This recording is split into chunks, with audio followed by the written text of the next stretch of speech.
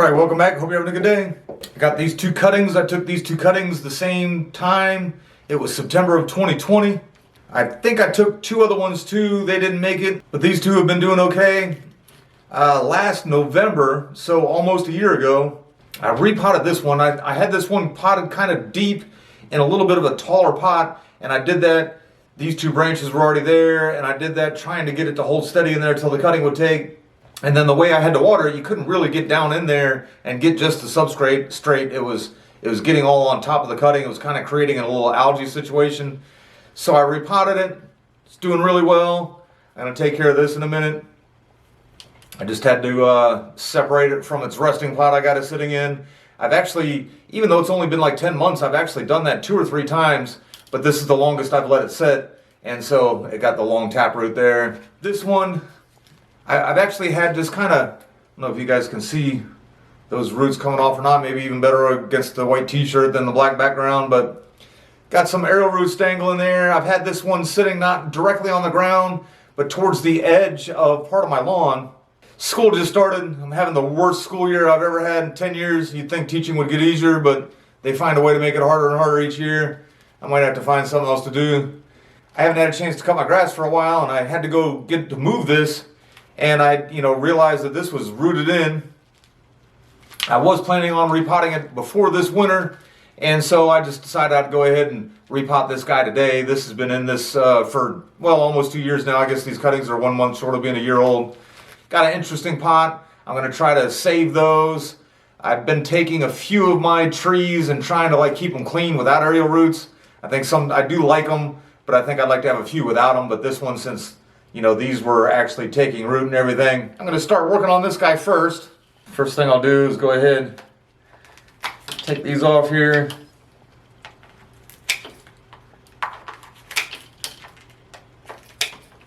Might set it for a little while where it can't get an escape root. I don't want to ruin too many of my little training pots. I don't want to leave it in the training pot forever, but I don't want to ruin the training pot either.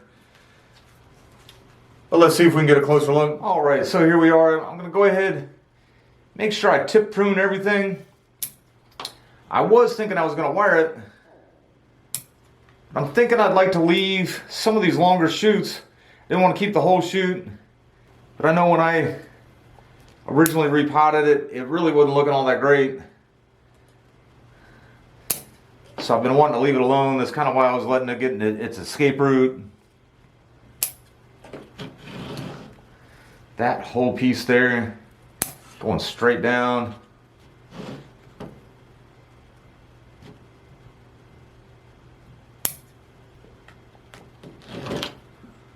Let's see here. And then over on this side, that one's kind of coming straight down too.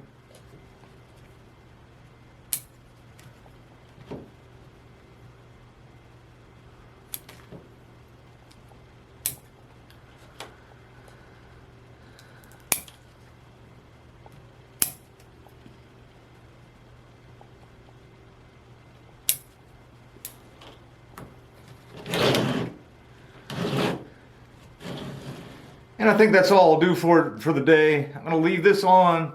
You can see where recently I probably did prune that. It was probably getting a little bit too tall. It's a good little spot for taper. I would like that to be the apex, and you can see where it's already connecting some there with the wound, starting to roll it over a little bit. So I'd like to keep some momentum going up that way. If I don't prune it for a while, this should stay nice and flexible where I can get back that back down one day. And since I would like to save that, that's why I'm going to leave that leaf on there, and why I'd rather not wire it right now. I'd like to go ahead and just shorten those two up a bit since I went ahead and took all the leaves off. I'm going to leave that growing tip there. If it decides to abort that little piece there and become dieback, it'll just either fall off on its own or I'll break it off whenever I do decide to wire it. And so both of them should be ready for some wiring early in the spring. And so I can do them both together again. All right, and before I go repotting this guy, I'm going to go ahead, cut it back pretty hard too.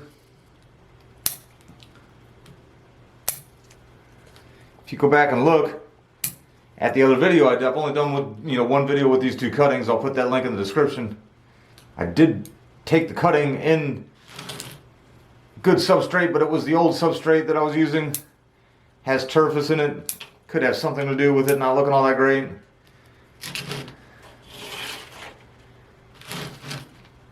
I haven't really been doing this long enough to have a complete judgment on it, but I do think maybe if I was ever going to use that mix again, I would make sure that I repotted things maybe a little more often.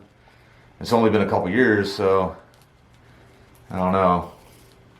So all that, cut back pretty hard there. I did leave that growing tip. Again, this one's kind of starting to roll over. It's bigger wound there too. See the tissue rolling it over there.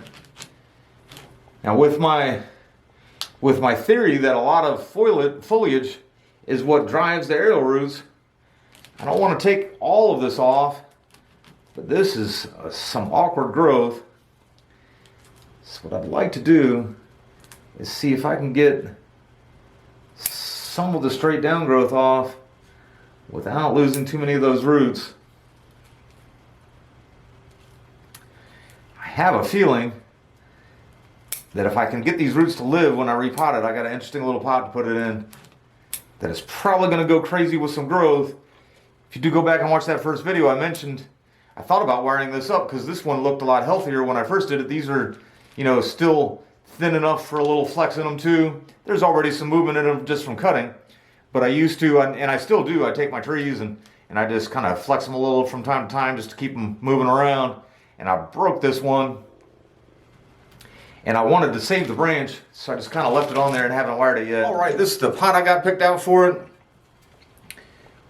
This is the first time I'd ever been to Weigert's when they had like a clearance sale on some used pots and everything. You can see here I paid $4 for it.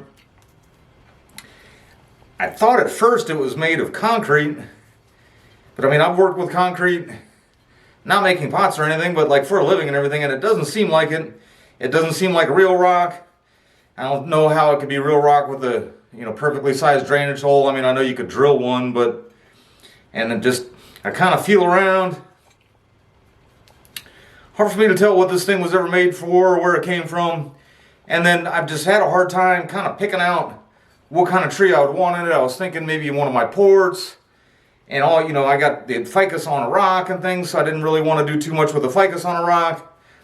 But it is rather deep. And I was also thinking, since I was looking at some of the, even the biggest training, like the normal rectangular training pots I had, I wouldn't be able to contain these roots. Because it's deep, I think I can kind of get it in here on one side. It's a little bit fatter on this side, get the whole root ball on this side, and then try to go ahead and get those aerial roots in there too. All right, let's see what we look like here.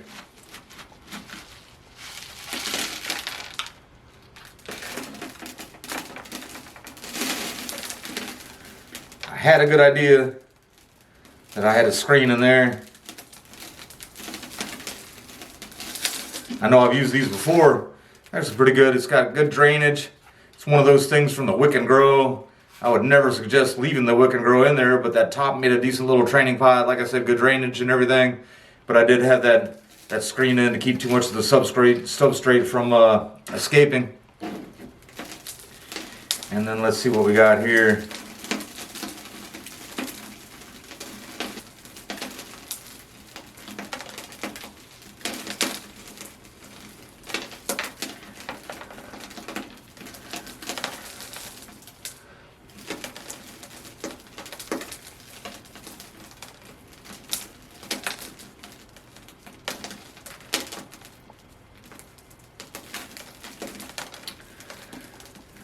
All right, looks fairly good. I could rake it out a little bit more, but I don't see the need right now. I plan on leaving it in development for quite a bit longer. If that had been in potting soil, that would all just either come off in a chunk, or I would have had to have gone and hosed it off and probably only had like a couple long stringy roots in there. So even that soil with the turfus in there isn't too bad. All right, so got a screen in there. I got some substrate piled up on this side. Not really piled up, I just have enough in there to, at the level I'd like to get this one on. I left this side empty because I'm trying to Get as many of those roots in there on the bottom as I can. Always seems like whenever I have a situation close to this, some of these roots just kind of have their way of working their way up as I try to get the substrate in there. So hopefully I can get them to stay put.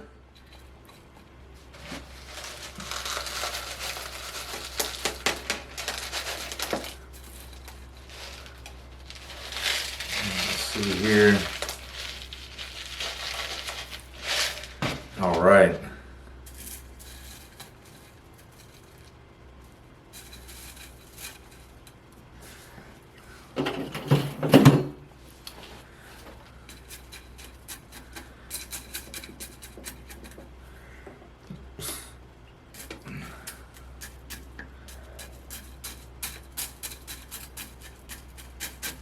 All right, and there we have it.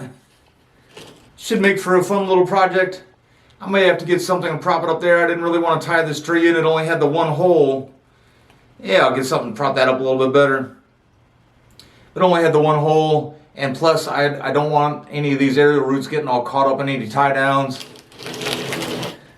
I think as long as this pot doesn't have any... All right, and since this video didn't take nearly as long as I thought it would with those two, I'd show you just a little gratuitous fun here.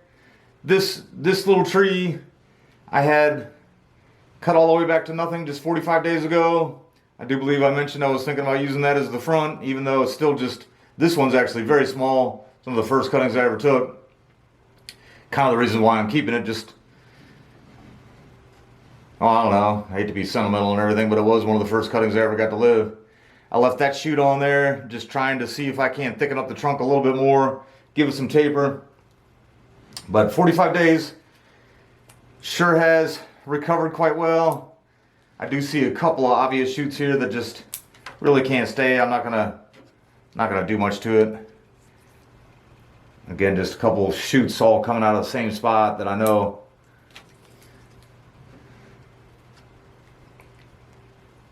can't stay on there long term. And I am finding sometimes if you do a little maintenance kind of clipping when they get all this crazy growth on there, you can even let it go a little bit longer before you do any serious pruning.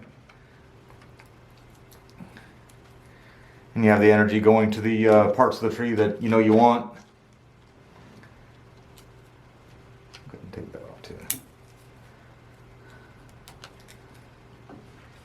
But for a little cutting, that's what, probably coming up on 4 years old, and it was cut down to nothing just a month and a half ago, recovering quite nicely. Looks pretty cool.